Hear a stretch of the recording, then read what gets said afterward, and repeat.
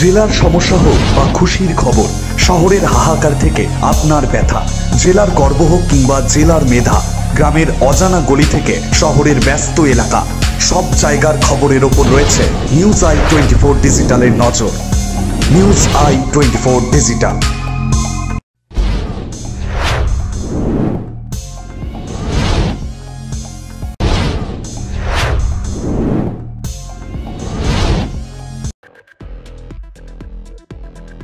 স্কুলের জমি বেদখল বিক্ষোভ পড়ুয়া শিক্ষকদের। স্কুলের জমি জবরদখলের অভিযোগ তুলে কোক ওভেন থানার পড়ুয়ার এবং শিক্ষকেরা।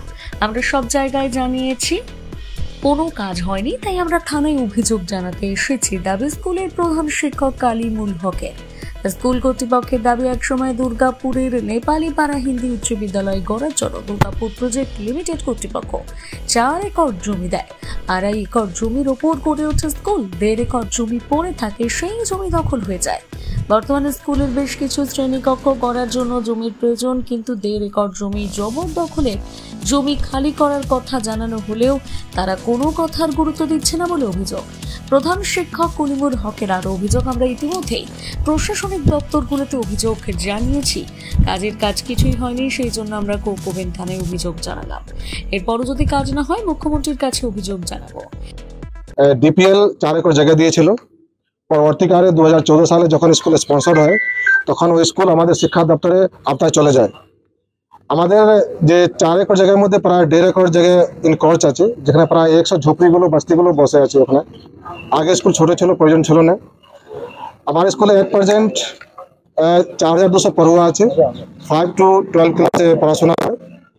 ক্লাস প্রত্যেক ক্লাসে 4টি সেকশন, আর একটা সেকশনে 140 থেকে 150 বাচ্চা থাকে, আর টোটালি আনহাইজেনিক। আমরা অনেক দিন থেকে চেষ্টা করেছিলাম কিছু ক্লাসরুম বানানো হোক। তখন ক্লাসরুম হলে কি হবে কি, যে প্রত্যেক ক্লাসে যে 40 পড়ুয়া আছে তাকে আমরা সংখ্যা কমাতে পারবো। আমরা লাকলি কিছু প্রায় 8টি ক্লাসরুম এটা সারা পেয়েছি কি আমার স্কুলে হবে। তো এট প্রেজেন্ট যে আমাদের দখলের জায়গা আছে, তার মধ্যে আর কোনো নতুন করে ক্লাসরুম করার জায়গা নেই। আমার যে পাশে যে পাঁচিল আছে, পাঁচিলে আমি দেখলাম কি এই জায়গায় 110 ফিট জায়গা আছে, আর 110 বাই 25 ফিট। ওখানে মাত্র 2টি ঘর আছে। আমি শুধু 2টি ঘরকে ডেকে বললাম কি ভাই তোমরা একটু শিফট হয়ে যাও। আমি উচ্ছেদ করতে বললাম না, বললাম তোরা শিফট হয়ে যাও অন্য দিকে, তারপরে আমরা তোমার ব্যবস্থাও করব।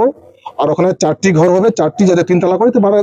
তবে এর মধ্যে দিন দেখা গেল অন্য এক ছবি। তীব্র দাবদাহের মধ্যে দুর্গাপুরের কোক ওভেন থানায় প্লাকার্ড হাতে আসা পড়ুয়াদের ঠান্ডা পানি এবং চকলেট দেওয়া হয়। মানবিক মুখ দেখা গেল কোক ওভেন থানার পুলিশের।